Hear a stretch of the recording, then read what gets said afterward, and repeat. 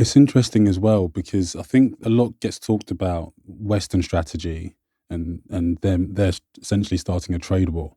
But what do you think China's retaliation will be? Like, can China get the upper hand if a trade war is started? Yeah, so I think compared with 2016 when China retaliated, or 2018, I should say, against the tariff war started by Trump uh, 1.0, Mm, China then had more economic capital to counteract against Trump. The domestic economy, even though it was beginning to slow down, it was still fairly strong. mm, So you had the economic resources and strength to counteract against the United States. This time around, it's going to be much more difficult. mm, It's much more difficult because not only do you have the United States, you may also have Europe. Right? Last time around, Europe, when Trump came into power, there was a backlash from European countries against Trump. mm, And many European countries actually looked to China as a counterweight against the Trump administration.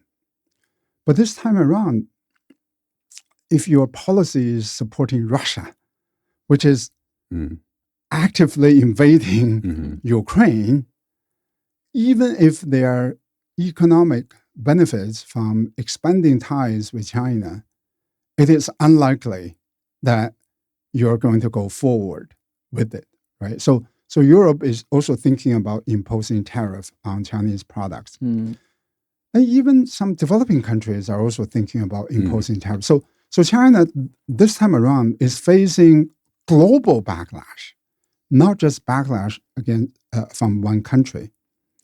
And the other big difference is that the Chinese economic situation today, domestic economy, is entirely different mm, from the situation in 2018. Much weaker.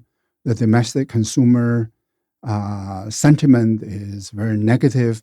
The real estate market is extremely problematic. The debt level yeah. is very, very high. So it's just totally different situation. I wanted to ask you about the global South countries imposing tariffs on China. Yeah. Because for me, isn't that completely counterintuitive? I mean, Yeah. what is the reason or behind this? It doesn't. It's not necessarily in their interests.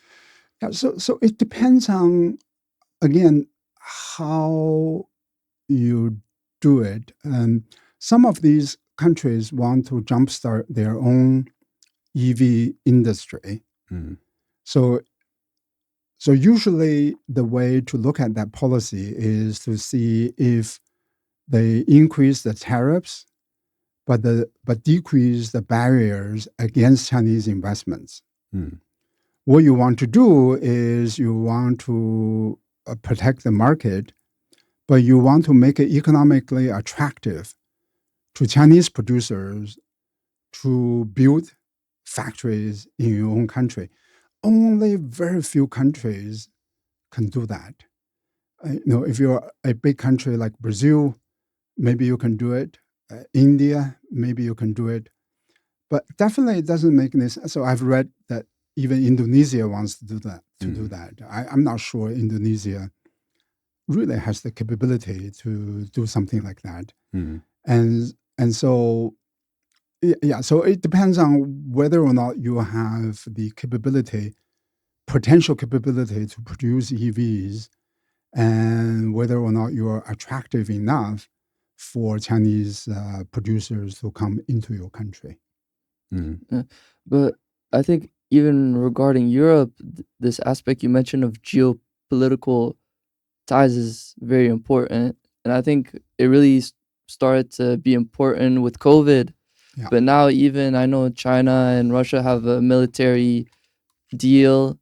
And so, looking at now with Russia and Europe are almost at war, Europe might play like a political point and say, hey, we're going to, you know, also attack China, economically. Do you think China is seeing this and would want to distance themselves from Russia because their economy is not doing as well? Well, I hope so. I just think that on economic considerations, there's zero upside from supporting Russia. And Russia has a small economy and failing economy now. Russia's economy is in a terrible shape. And so its market is not growing. It is only going to decline. And the size of the market is peanuts compared with the size of the market in Europe and in America, Japan, right? Advanced economies. On economic considerations, there's not a single reason why China should support Russia. It is hurting the economic interests of China. It is hurting the relationship between China and the United States and relationship with Europe, right? So I think the easy way for China now and the quickest way for China now is to distance itself from Russia in a very big way, not incrementally. I think there has been some small changes, but it's not that clear. It's the signal is mixed, to be honest. It's very reluctant. I mean, Russia is a invading country violating the sovereignty of another independent state. And there's no rationale for supporting Russia whatsoever. True. Plus, committing war crimes and all these atrocious